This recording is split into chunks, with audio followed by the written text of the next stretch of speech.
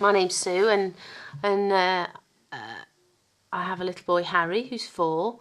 And my introduction to Portage came about shortly after we'd had Harry.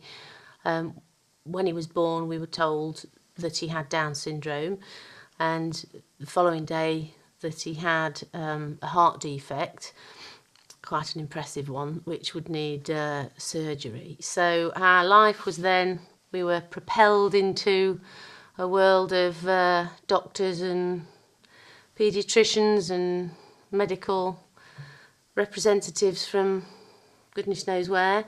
And then in amongst all that, we saw at home, had a home visit from a specialist health visitor who was lovely and suggested that I might consider Portage visits for Harry.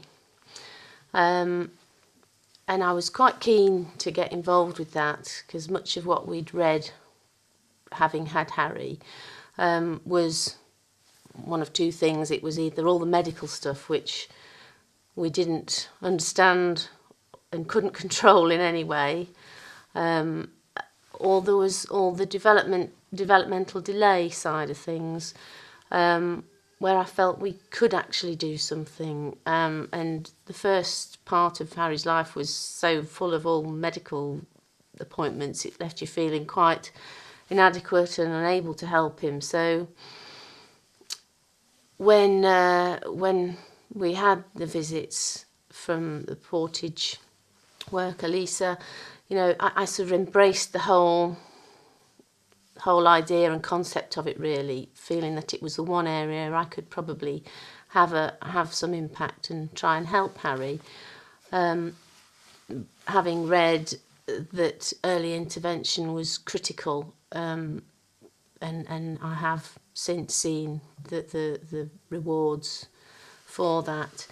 And it started initially, we sat and did a development profile of Harry to see where he was and how we could help him. We had the debate as to whether to delay it till after his surgery, which thankfully we didn't do. We got stuck in and started as early as we could, because his surgery was delayed till he was 1. So that was another good move. We got quite a lot of groundwork in before he was out of action.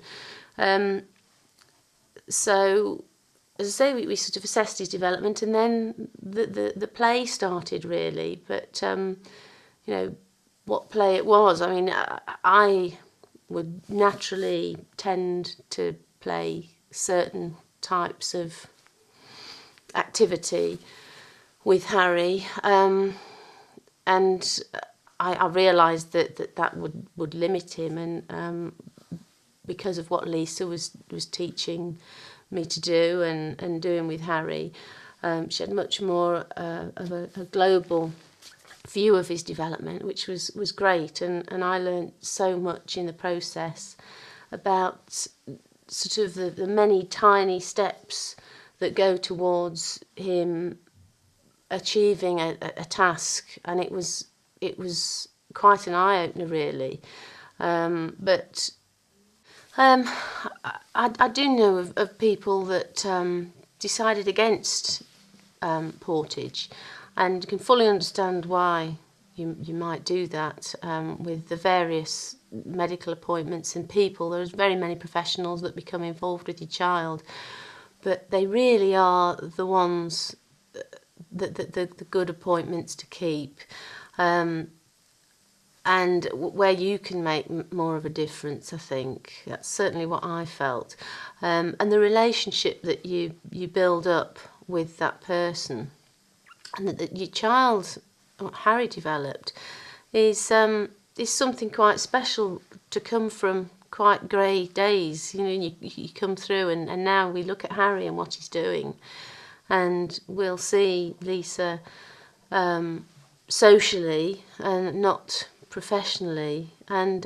it's lovely to share in your child's successes, with someone who's become a friend, you know, from coming to your home on a frequent basis and getting to know you and see you as many of your friends wouldn't see you. I've always said I think Lisa probably knows me better than many people, you know, family included. So that's the kind of relationship you end up having with or you can do with somebody working with your child like we have.